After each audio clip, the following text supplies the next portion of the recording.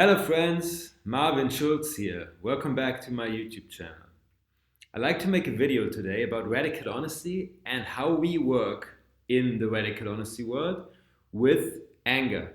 Yeah, and if you have been to a radical honesty workshop, you've probably experienced the way we do this, which is we say directly what we are angry at.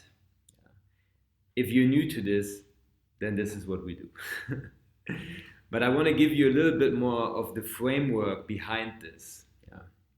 So, in the work of radical honesty, when we express feelings, that means when we use language to point at the experience, in that case, anger.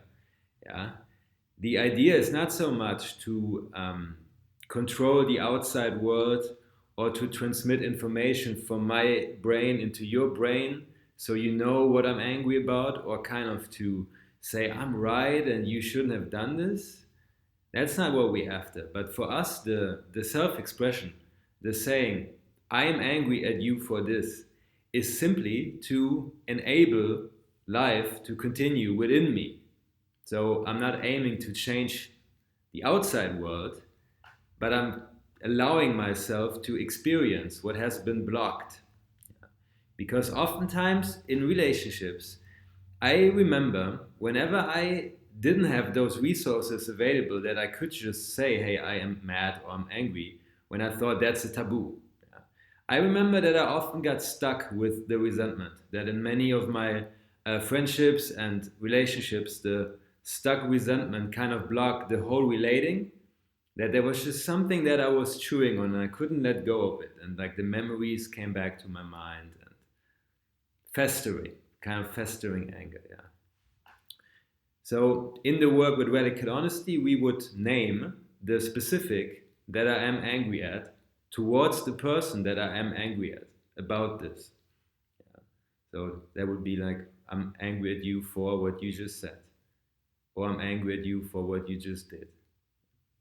And then I allow myself to feel my feelings. So that simply means that if I use those words, so if I name anger and the specific, oftentimes I will feel more. So the language actually, it's like going fishing a little bit, that I put something on the fishing rod and I throw it out and then something happens.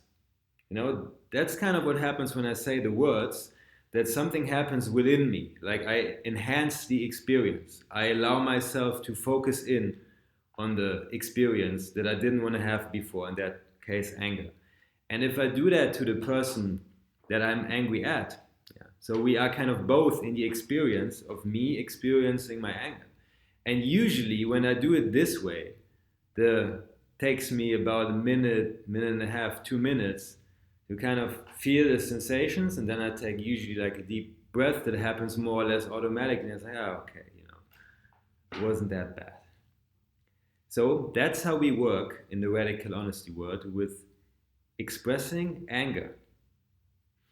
And we do a similar thing with basically all other nameable sensations. And of course, sometimes it's just a big mush. It's like we don't even know what's more sadness or more anger or more happiness. So we experiment saying one at a time.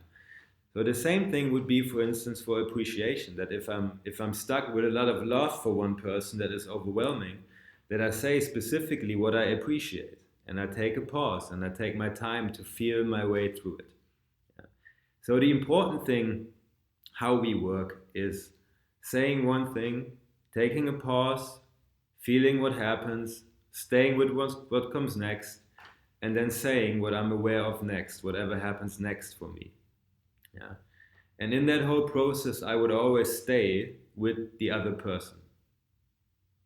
So the work of radical honesty, working with anger, is not saying, here's what I'm angry at, and now I go, and now you have my problem. Yeah, that's definitely not what we're doing. Yeah? So it's like the compassionate, vulnerable process of revealing what I'm chewing on with the intention to get over this and come to a state that we call completeness, or I guess you could also call it forgiveness if you like that word better. Yeah. And I like to leave you with one thing that Brad, my friend and teacher, always said. He used to say, holding on to resentment is like swallowing the poison pill and waiting for the other person to die, which I think is quite accurate. So, in that case, if I allow myself to express what the resentment is, I let myself off the hook and I let the other person off the hook in my own head. Because at the end of the day, if I hold on, I'm the one suffering and I'm the one blocking the relationship, kind of the flow for new things. All right, that's all I have to say for today. Let me know how you like this video. We can have a little debate about this in the comment section here, and hope to see you soon.